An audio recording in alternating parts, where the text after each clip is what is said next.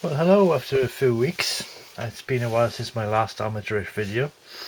As you can see, I've finished another kit, and this time it's a FGA.9 version of the Hawker Hunter, the Revell kit. Good kit, but strangely, well, I say strangely, it's not a mystery, it's not a Arthur Conan Doyle book. It became more complicated the longer I took. The more Sometimes things get simpler as you finish. This one got more complicated, but there we are. More smaller pieces to add on. You see, that's the thing. As you can see, I've modelled the canopy open. There were some very small decals on the side, but you get to get used to doing small decals the more you do of them. The main thing I wanted to point out is the large decals over the wheel wells. Now they don't come separate in separate parts. They're one big sheet, well I say sheet, they're one big inch square decal. So how I tackle the decal, if that's going to be a tongue twister, tackle the decal. Sorry, I've lost my mind years ago. What I did is put the whole decal over the gap first of all. Obviously before I put any of this, the wheels themselves, or any of the fuel tank or anything like that. So imagine this without the parts on it. Decal across the way, and then when it dried sort of stiff enough, so imagine the rest of it sort of stretched over the gap, I carefully cut the part off it, the part which is to be on the undercarriage doors, and I very carefully try to attach them where they should be. Of course you can't see it even, but as the old saying goes, I know it's there. But yeah, that's how I got around that little misadventure, by trying to put the decal on afterwards. I've posed the flaps open. You can make them flush or pose them open. So I thought, seeing as I got it on the ground, I'll leave them in open position. There's no actual, they sort of sit there by friction, so glue them in place.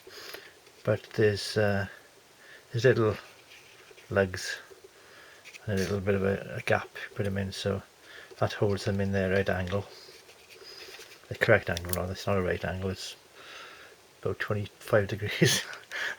The other thing to remember with these sort of kits, when you got saws on them, is always put the decals on first.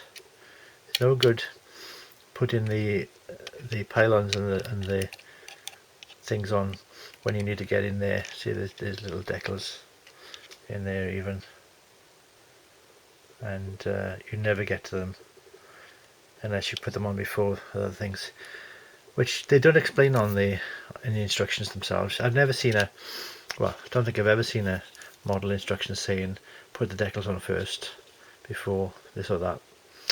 Anyway, that's the underside.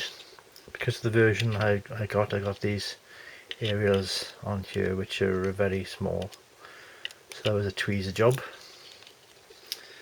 And these doors are balanced in place. A quick setting glue makes it there, keeps it in place. I've got little black dots where the gun ports are, because that's not a hole, that's just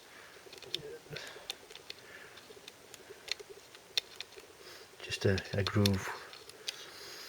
What I was going to show you, decals inside, so you can see them. Too dark now. I should get a little tiny light to show you. Anyway, there's decals for the There we go. You more or less see that just about. Decals for the instrument panel. I put the head of display, where are we looking at it? Put the head of display the wrong way around, but who's to know if I didn't tell them. It's nice they got the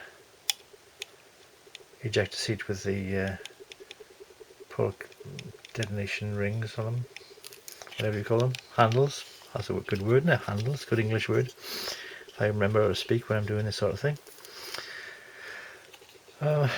Nice detail in the wheel wells, as I showed earlier. Unlike the Matchbox one, which is just a hole. There's a much older kit. What else can I say? Not a lot really. That little fiddly part there, that'll fall off if you look at it twice.